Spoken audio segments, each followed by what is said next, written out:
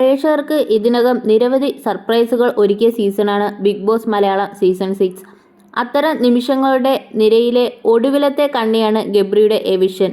Season 6-ൽ വലിയ potential ഉണ്ടാക്കിയിരുന്ന Gabri ജോസിൻ്റെ പുറത്താവലിലേക്ക് നയിച്ച ഘടകങ്ങൾ ഏതൊക്കെയാണെന്ന് നോക്കാം.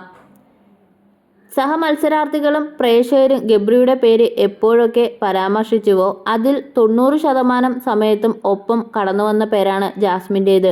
തിരിച്ച് ജാസ്മിൻ്റെ പേരിനൊപ്പം ഗബ്രിയുടെ പേരും ഹൗസിലും പുറത്തും എപ്പോഴും ഒരുമിച്ച് ചർച്ചയായി. ഇരുവരുടെയും കോംബോ ആയിരുന്നു അതിനു കാരണം. സീസൺ 6 തുടങ്ങി ആദ്യ ആഴ്ചയിൽ തന്നെ ഈ കോംബോ രൂപപ്പെട്ടു. സീസൺ തുടങ്ങി അധിക ദിനങ്ങൾ ആവും മുമ്പ് തന്നെ ഇത്തരത്തിലൊരു സൗഹൃദം ഉടലെടുക്കുമോ എന്ന സംശയം സഹമത്സരാർത്ഥികളിൽ മാത്രമല്ല പ്രേക്ഷകരിലും രൂപപ്പെട്ടു.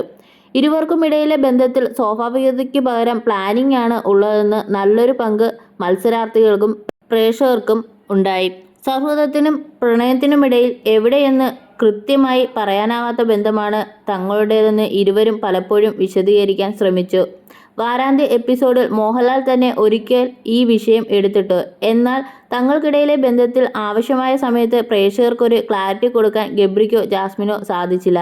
ക്ലാരിറ്റി ഇല്ലായ്മയാണ് തങ്ങളുടെ ക്ലാരിറ്റി എന്നാണ് ഒരിക്കൽ ജാസ്മിൻ ഇതേക്കുറിച്ച് പറഞ്ഞത്. എവിക്ഷനിൽ നിന്ന് രക്ഷപ്പെട്ടു നിൽക്കാനും ഷോയിൽ മുന്നോട്ടു പോകാനും രണ്ടുപേരും ചേർന്നു നടക്കുന്ന ഡ്രാമയാണ് ഈ ബന്ധമെന്നാണ് പ്രേക്ഷകരിൽ നല്ലൊരു വിഭാഗക്കാരും കരുതിയത്. ഫൈനൽ 5-ലേക്ക് എത്താൻ ആവോളം പൊട്ടൻഷ്യൽ ഉണ്ടായിരുന്ന ഗബ്രി 55-ാം ദിവസം ഹൗസ് വിട്ടുപോകുന്നതിൻ്റെ പ്രധാന കാരണം ഈ ബന്ധം തന്നെയാണ്. അഥവാ അത് ജനത്തോട് കൃത്യമായി കമ്മ്യൂണിക്കേറ്റ് ചെയ്യാൻ സാധിക്കാതെ ഇരുന്നതാണ്. മുൻ സീസണുകളെ അപേക്ഷിച്ച് പൊതുവെ ഊഷ്മളമായ സൗഹൃദങ്ങൾ ഇല്ലാത്ത സീസണാണ് ഇത്. സൗഹൃദത്തിനും പ്രണയത്തിനും ഇടയിലെ ഗബ്രി, ജാസ്മിൻ, ശ്രീതു, അർജുൻ തുടങ്ങിയവർ ഒന്നിച്ചാൽ ജിൻഡോയ്ക്കും ജാൻമണിക്കുമിടയിൽ ഉണ്ടായിരുന്നതുപോലെ വിരലിലെണ്ണാവുന്ന സൗഹൃദങ്ങളെ സീസൺ 6-ൽ ഇതുവരെ ഉണ്ടായിട്ടുള്ളൂ. ജാസ്മിനിലേക്കും കൂടിപ്പോയാൽ റസ്മിനിലേക്കും മാത്രം നീളുന്ന സൗഹൃദം സൃഷ്ടിക്കാവുന്ന 55 ദിവസം കൊണ്ട് ഗബ്രിക്ക് സാധിച്ചെടുത്തു. രതീഷ് കുമാറും റോക്കിയുമൊക്കെ ബഹളമുണ്ടാക്കിയ ആദ്യ വാരത്തിൽ അവിടുത്തെ തർക്കങ്ങളിൽ മുഴുകേണ്ട ശബ്ദത്തിലൊന്ന് ഗബ്രിയുടേതായിരുന്നു. ആദ്യം തന്നെ പവർ ടീമിൽ ഇടം നേടി ഗബ്രിയുടെ പല തീരുമാനങ്ങളും നീതിയുക്തമാണെന്ന് തോന്നിപ്പിക്കാത്ത തരത്തിലായിരുന്നു. ഫേവറിറ്റിസം എപ്പോഴും ആരോപിക്കാൻ പാകത്തിലായിരുന്നു അവ. തർക്കത്തിൽ നന്നായി സംസാരിക്കുമെന്ന് ഒഴിച്ചാൽ പ്രേക്ഷകർക്ക് എൻ്റർടൈൻമെൻറ്റ് നൽകുന്നതിലും ഗബ്രി പിന്നോട്ടായിരുന്നില്ല. സൗഹൃദങ്ങളുടെ അഭാവം ഇതിനൊരു പ്രധാന കാരണമായിരുന്നു. സൗഹൃദങ്ങൾ ഇല്ലാത്തതിനാൽ ആരുടെ മുഖത്ത് നോക്കിയും എതിരെ അഭിപ്രായങ്ങൾ പറയാൻ ഗബ്രിക്ക് അനായാസം സാധിച്ചിരുന്നു. അതേസമയം ജാസ്മിനിലേക്ക് മാത്രം നീളുന്ന സൗഹൃദ വഴി അല്ലാതെ ഒരു ഫ്രണ്ട്ഷിപ്പ് സർക്കിൾ ഉണ്ടാക്കാതിരുന്നതിൽ ഗബ്രിയുടെ മറ്റൊരു മുഖം പ്രേക്ഷകർ കണ്ടേനെ. പുറത്തെ പ്രതിച്ഛായ നെഗറ്റീവാണെന്ന് സൂചന ലഭിച്ചപ്പോൾ ഒരിക്കൽ മാനസികമായി തകർന്നെങ്കിലും ഗെയിമിലേക്ക് തിരിച്ചു വരുന്ന ഗബ്രിയാണ് പിന്നീട് പ്രേക്ഷകർ കണ്ടത്. ടാസ്കുകളിലും ഗെയിമുകളിലുമൊക്കെ തൻ്റെ 100% നൽകിയ മത്സരാർത്ഥിയായിരുന്നു ഗബ്രി. ഒപ്പം സഹമത്സരാർത്ഥികളിൽ നിന്നുണ്ടായ വെല്ലുവിളികൾ കൃത്യമായി മനസ്സിലാക്കുകയും ഗബ്രിക്ക് സാധിച്ചിരുന്നു. ഈ സീസണിലെ ടാസ്കുകൾ എടുത്താൽ ഏറ്റവും അധികം സ്ട്രൈക്ക് റേറ്റുള്ള മത്സരാർത്ഥികളിലൊന്നാണ് ഗബ്രി.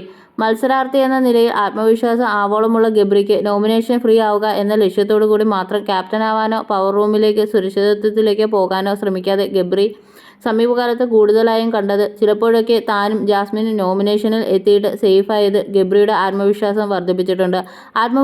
അമിത ആത്മവിശ്വാസത്തിലേക്കും നീങ്ങിയിരുന്നു. പവർ റൂമിൽ 2 പേർ പുറത്താകണമെന്ന് ബിഗ് ബോസ് ആവശ്യപ്പെട്ടപ്പോൾ സുരക്ഷിതത്വത്തിൻ്റെ പ്രാധാന്യം കൊടുക്കാതെ അതിന് ആദ്യം തയ്യാറായത് ഗബ്രിയായിരുന്നു. ശരണ്യയെയും ശ്രീരേഖയെയും പവർ റൂമിൽ നിർത്തിക്കൊണ്ട് ഋഷിക്കൊപ്പം പവർ ടീം വിട്ട ഒരാൾ ഗബ്രിയായിരുന്നു. ഗെയിമർ എന്ന നിലയിലുള്ള ഗബ്രിയുടെ ആത്മവിശ്വാസമായിരുന്നു അത്. ഗബ്രി നോമിനേഷനിലേക്ക് വരാൻ കാരണവും പവർ റൂമിൽ നിന്നുള്ള ഈ ഇറക്കമാണ്. പുറത്ത് തനിക്ക് സപ്പോർട്ടുണ്ടോ എന്ന് അറിയാനുള്ള ഗബ്രിയുടെ നീക്കമായിരുന്നു അത്. എന്നാൽ അത് പാളി. ശ്രീരേഖയും ശരണ്യയും ഇപ്പോഴും പവർ ടീമിലാണ്. ഗെയിമർ എന്ന നിലയിൽ ബിഗ് ബോസിലെ ഏത് തരത്തിലും പ്രതിസന്ധികളെയും അതിജീവിച്ച് വരുന്ന ആത്മവിശ്വാസം ഗബ്രിക്ക് ഉണ്ടായത് ഒരിക്കൽ മാനസികമായി തകർന്നതിനു ശേഷം തിരിച്ചെത്തിയതിലൂടെയാണ്. എന്നാൽ ആ അമിത ആത്മവിശ്വാസം ആത്യന്തികമായി അദ്ദേഹത്തിന് വിനയായി. ബിഗ് ബോസ് യഥാർത്ഥത്തിൽ ഒരു സർവൈവൽ ഷോയാണ്. നമ്മുടെ സ്വഭാവത്തിൽ നമുക്ക് തന്നെ അറിയാത്ത പല കാര്യങ്ങളും അത് നമ്മെ ബോധ്യപ്പെടുത്തും. മോഹൻലാൽ പലപ്പോഴും പറയാറുള്ള ബിഗ് ബോസ് ഷോയുടെ ഈ മാനസിക തലം നന്നായി മനസ്സിലാക്കിയിട്ടുള്ള ഒരു മത്സരാർത്ഥിയാണ് ഗബ്രി. ഒരു മത്സരാർത്ഥി എന്ന നിലയിൽ നോക്കിയാൽ ആദ്യ വാരത്തിൽ നിന്ന് 8ാം വാരത്തിലേക്ക് എത്തിയപ്പോൾ അദ്ദേഹത്തിന് പല മാറ്റങ്ങളും ഉണ്ടായിട്ടുണ്ട്. തർക്കങ്ങൾ നടക്കുമ്പോഴുള്ള ശരീരഭാഷയിൽ മാത്രമാണ് അതിനൊന്ന്. തുടക്കത്തിൽ എതിരാളികളോട് സംസാരിക്കുമ്പോൾ പലപ്പോഴും മോശം പ്രയോഗങ്ങളും അമിത ആവേശങ്ങളുമൊക്കെ കാട്ടി ഗബ്രി അക്കാര്യത്തിലൊക്കെ വലിയ സ്വയം നിയന്ത്രണത്തിലേക്ക് വന്നിരുന്നു.